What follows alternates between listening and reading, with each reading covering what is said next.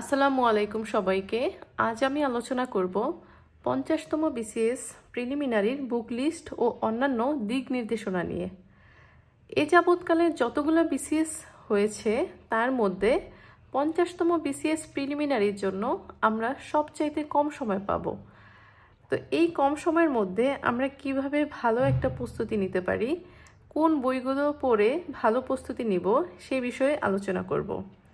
তো এখানে আমার কাছে একটা লিস্ট আছে। এই লিস্টে মূলত আমি 50তম বিসিএস প্রিলিমিনারির জন্য করেছি।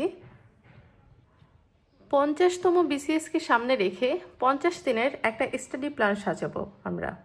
তো প্রথমেই আমরা যে কাজটা করে নেব, কিছু গুরুত্বপূর্ণ বই সিলেক্ট করে নেব যে কোন বইগুলা কোন সাবজেক্টের জন্য পড়ব। বাজারে অনেক মোটা মোটা বই আছে প্রতিটা সাবজেক্টের জন্য। আমরা যদি সেগুলো বই পড়তে যাই তাহলে এত অল্প সময়ের মধ্যে আমাদের সিলেবাস কমপ্লিট করা সম্ভব হবে না, প্লাস আমাদের প্রিপারেশনই কমপ্লিট হবে না। তো সেক্ষেত্রে আমাদের গুরুত্বপূর্ণ কিছু বই সিলেক্ট করে নিতে হবে। কিছু কিছু সাবজেক্ট আমরা ডাইজেস্ট থেকে পড়ব, আর কিছু কিছু সাবজেক্টের জন্য আমরা বই পড়ব। তাহলে চলুন দেখা যাক কোন সাবজেক্টের জন্য আমরা কি পড়ব। প্রথমেই আসি বাংলায়। আগের বিসিএসগুলোতে মূলত বাংলায় 35 মার্ক থাকতো, কিন্তু 50তম বিসিএসে থাকবে 30 মার্ক। 30 মার্ক প্রশ্ন হবে সাহিত্য প্লাস ব্যাকরণ থেকে। তো আমাদের সাহিত্য প্লাস ব্যাকরণের জন্য আসলে ডাইজেস্ট পড়ে কোনো লাভ নেই, কারণ বিসিএস প্রিলিমিনারিতে সবচাইতে কঠিন প্রশ্ন হয় এই বাংলা থেকে। তো বাংলার সাহিত্যের জন্য আমি সাজেস্ট করি সাহিত্য কথা, রানা ঘোষ স্যারের যে বইটা আছে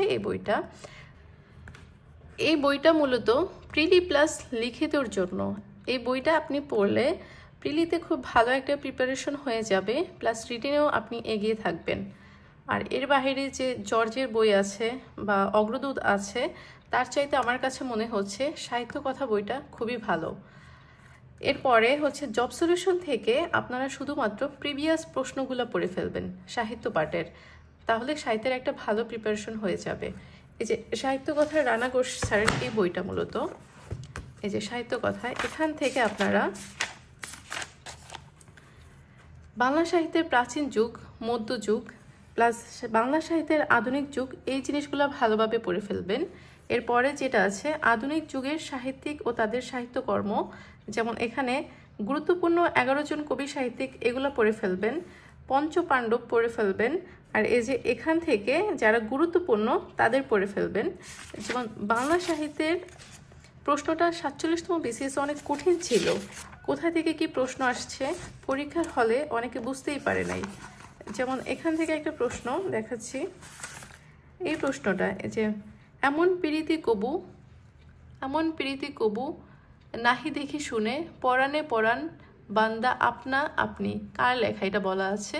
এটা কিন্তু সাহিত্য কথা বইটাতে আছে, দেখাচ্ছি। এই যে এমন প্রীতি কবু দেখি নাহি শুনে পরাণে পরাণে বান্দা আপনা আপনি, এটা এই যে চণ্ডীদাসের অন্যান্য পদ, এটা মূলত চণ্ডীদাসের লেখা। তো এই জিনিসগুলো আপনারা সাহিত্য কথা থেকেই পাবেন। তাই আমি মনে করি যে বিসিএস প্রিলিমিনারির জন্য বাংলা যদি ভালো একটা প্রিপারেশন নিতে হয় তাহলে এই সাহিত্য কথা বইটাই বেস্ট হবে সাহিত্যের জন্য। আর ব্যাকরণ পাঠের জন্য বাংলা ব্যাকরণ নবম দশম শ্রেণীর যে বইটা আছে এর বিকল্প আসলে কিছুই নেই। তো আপনাকে প্রথমে ব্যাকরণের জন্য বাংলা ব্যাকরণ নবম দশম শ্রেণীর এই বইটা পড়তে হবে, সাথে অগ্রদূত বাংলার যে ব্যাকরণ পাঠটা আছে এই ব্যাকরণ পাঠটা কমপ্লিট করবেন। এখানে প্রিভিয়াস বিসিএস সহ অন্যান্য চাকরির যে প্রশ্নগুলো আছে সেগুলো সহ ব্যাকরণ পাঠটা ভালোভাবে পড়ে ফেলবেন, তাহলে বাংলা ব্যাকরণ আপনাদের ভালোভাবে একটা প্রিপারেশন হয়ে যাবে। এরপরে আসি ইংরেজিতে আগে 35 মার্কের প্রশ্ন থাকতো, এখন 30 মার্কের প্রশ্ন থাকবে। তো ইংরেজিতেও সেম গ্রামার, লিটারেচার থেকে প্রশ্ন আসবে। তো গ্রামারের জন্য আসলে মোটামুটি অনেক বই আছে, কম্পিটিটিভ এক্সাম আছে, মাস্টার আছে। এই বইগুলো আমরা যদি পড়তে যাই এত কম সময়ে শেষ করা আমাদের পক্ষে সম্ভব হবে না। আর আমরা বিসিএসের প্রশ্ন অ্যানালাইসিস করে যেটা দেখতে পাচ্ছি যে গত 4-5টা বিসিএসে ইংরেজি প্রশ্ন অন্যান্য প্রশ্নের তুলনায় একটু সহজে ছিল। আর ইংলিশ প্রশ্ন মূলত জব সলিউশন থেকে আসে বেশি। তো আমি মনে করি যে এই অল্প সময়ের জন্য গ্রামার প্রিপারেশনের ক্ষেত্রে জব সলিউশনটা পড়াই বেটার হবে। প্লাস হচ্ছে জব সলিউশন যদি আমরা না পড়তে চাই তাহলে কম্পিটিটিভ এক্সামটা পড়া বেটার হবে, কারণ কম্পিটিটিভ এক্সামে অনেক কম রুলস দেওয়া আছে। যেমন জব সলিউশনের ক্ষেত্রে এই যে এখানে আমার কাছে ফেনোমসের জব সলিউশন ইংলিশ পার্টটা আছে। তো এখান থেকে আপনারা দেখেন যে গ্রামার পার্টে এই যে নাউন, প্রোনাউন, পার্টস অফ স্পিচগুলোতে খুব সুন্দরভাবে প্রথমে রুলসগুলো দেওয়া আছে, সাথে হচ্ছে প্রিভিয়াস প্রশ্ন, বিসিএস সহ অন্যান্য যে কোনো পরীক্ষার প্রশ্নগুলো দেওয়া আছে, প্লাস ডিটেলস দেওয়া আছে। তো আপনারা যদি এই জব সলিউশনটাই শুধুমাত্র পড়েন গ্রামারের জন্য, একটু ডিটেলস সহ, রুলস সহ, তাহলে খুব সহজে গ্রামারের খুব ভালো একটা প্রিপারেশন নিতে পারবেন। কারণ ওই মোটা মোটা বই এত অল্প সময় পড়া সম্ভব হবে না। আর 47তম বিসিএস এর প্রশ্নটা একটু দেখেন যে সবগুলো প্রশ্নই খুব সহজ ছিল, আর প্রিভিয়াস বিসিএস অন্যান্য চাকরির পরীক্ষার প্রশ্নগুলাই আসছে। এই যে এখানে সবগুলো প্রশ্নই মূলত সহজ ছিল, আর হচ্ছে প্রিভিয়াস প্রশ্নই কিন্তু রিপিট করছে ইংলিশ গ্রামারে বিশেষ করে। আর গ্রামারের জন্য তাই জব সলিউশনটা পড়লেই হবে। আর যদি জব সলিউশন কেউ পড়তে না চান, কম্পিটিটিভ এক্সাম আছে, এই বইটা পড়লেও চলবে। লিটারেচারের জন্য এই handbook on English literature by Sharif sir কনফিডেন্সের যে বইটা, এই বইটা পড়লেই হবে। এই বইটার একটু শর্টকাটে দেওয়া আছে, তাই অল্প সময় আমরা কমপ্লিট করতে পারবো। এই বইটা থেকে আমরা যেভাবে পড়বো, প্রথমে আমরা এই যে টাইমগুলো পড়ে ফেলবো। এই টাইমগুলো থেকে মূলত প্রশ্ন হয়, প্রিভিয়াস বিসিএসও আসছে, সামনে আসার সম্ভাবনা আছে।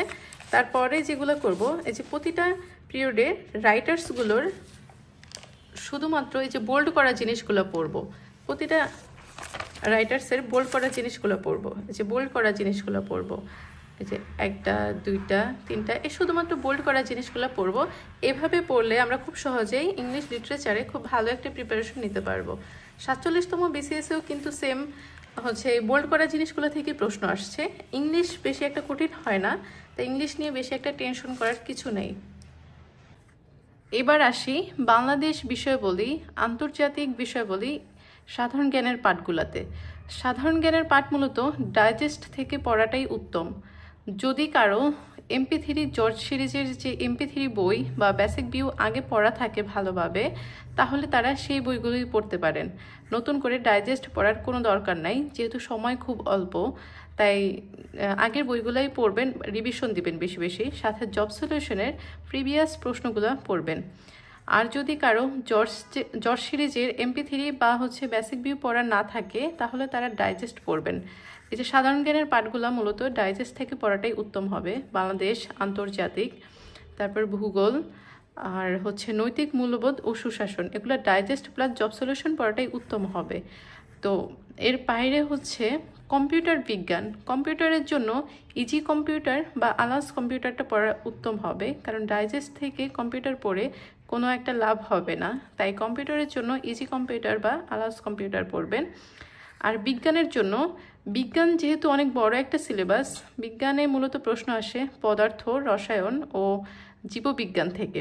তো এত বড় সিলেবাস, এই পার্ট বাই পার্ট পড়াটা অনেক সময়ের ব্যাপার। তাই হচ্ছে বিজ্ঞানের জন্য আমরা ডাইজেস্টে যে বিজ্ঞান পার্টটা আছে ওইটা ভালোভাবে পড়ব।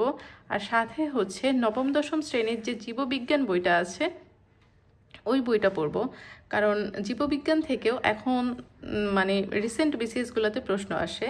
আর সাথে হচ্ছে জব সলিউশনের বিজ্ঞান যে প্রিভিয়াস প্রশ্নগুলো আসছে ওই প্রশ্নগুলো পড়ে ফেলবো। এরপরে হচ্ছে গণিত, গণিতের জন্য আমরা নবম দশম শ্রেণীর যে সাধারণ গণিত বইটা আছে ওই বইটা প্রথমে করব। এটাই হচ্ছে মূলত বেসিক স্ট্রং করবে। তো আপনার হচ্ছে নবম দশম শ্রেণীর সাধারণ গণিত বইটা পড়বেন, প্লাস হচ্ছে জব সলিউশনে যে প্রশ্নগুলো আছে ওইগুলা করবেন, সূত্রগুলো মনে রাখবেন আর নিয়মগুলো শিখে যাবেন। আর মানসিক দক্ষতার জন্য অ্যাসুরেন্সের যে লিখিত বইটা আছে মানসিক দক্ষতার, ওই বইটা করবেন। এতে হচ্ছে আপনার প্রিলি প্লাস হচ্ছে লিখিত দুইটাই কমপ্লিট হবে। আর সাথে হচ্ছে প্রশ্ন ব্যাংকটা পড়বেন। আর নৈতিক মূল্যবোধ সুশাসনের জন্য ডাইজেস্ট প্লাস জব সলিউশন, ডাইজেস্টে যা আছে ওই জিনিসগুলো পড়বেন, সাথে হচ্ছে জব সলিউশন থেকে প্রিভিয়াস প্রশ্নগুলো পড়বেন। এই ছিল 50তম বিসিএস প্রিলিমিনারির বুকলিস্ট। মূলত এই বুকলিস্ট ধরেই আমরা আগামী 50 দিনের একটা হচ্ছে স্টাডি প্ল্যান করে নেব।